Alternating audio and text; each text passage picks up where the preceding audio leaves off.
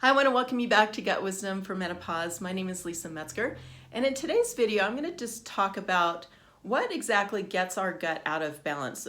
Well, first of all, what is an imbalanced gut? We have both good and bad bacteria in our bodies, in our guts, in our whole body. Like I said, we are mostly bacteria and microorganisms. We are more microorganisms than we are actually human cells. So what gets that out of balance, and what happens when that is out of balance?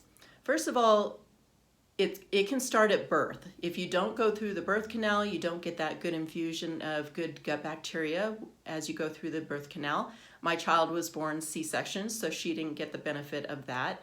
Also, the mom's health, gut health. So if you are imbalanced when you give birth to that baby, then it can have an effect on the baby, and you don't get a good start with that good bacteria. Things like antibiotics. Just one course of antibiotics can knock you out for quite a while. So there's things that you can do after you take a course of antibiotics. They used to freely just give antibiotics for almost everything. And I know when I was young too, I had chronic ear infections and I was getting antibiotics all the time. Now I know that I have, nagging little issues that probably was caused way back then. When my daughter was growing up, her doctor was very careful about when to actually give antibiotics. If it wasn't, clearly indicated, he did not prescribe antibiotics. So we have shifted in that. We have realized that that is a problem. Another thing that can be, well, this is huge, is poor diet. Processed foods, sugar. Sugar feeds bad bacteria and fungi like candida. If you have a problem with like yeast infections, sugar is the worst thing you can do. And processed foods have a lot of chemicals in it that are gut disruptors. Birth control is a huge gut disruptor and hormonal disruptor. And it's unfortunate that as women, we have to make those choices. It would be nice if we didn't have to change our body structure and our chemistry just to prevent a pregnancy. Toxins, things like cleaning supplies, cosmetics, lotions. If you are getting rid of weeds in your yard, things like that can be huge gut disruptors. And then stress is another big gut disruptor.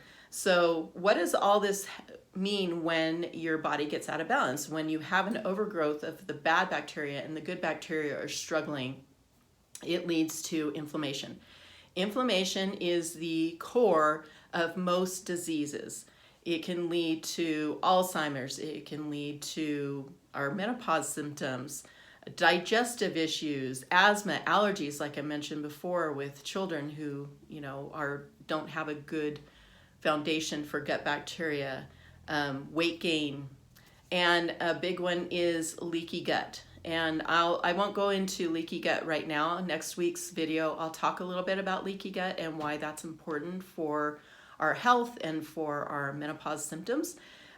So just know that, the lifestyle choices, things that we've been exposed to all our lives can really get our gut bacteria out of balance. But good news, it is very resilient. So when you start doing things like changing your diet, taking a good probiotic, reducing stress, we need to look at it in a holistic, full body, mind, nutrition approach to balance and heal our guts. But our guts are very resilient, and you can see a difference pretty quickly.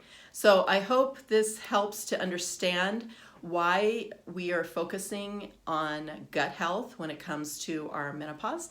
And we'll see you next week when I talk more about leaky gut. Have a great day.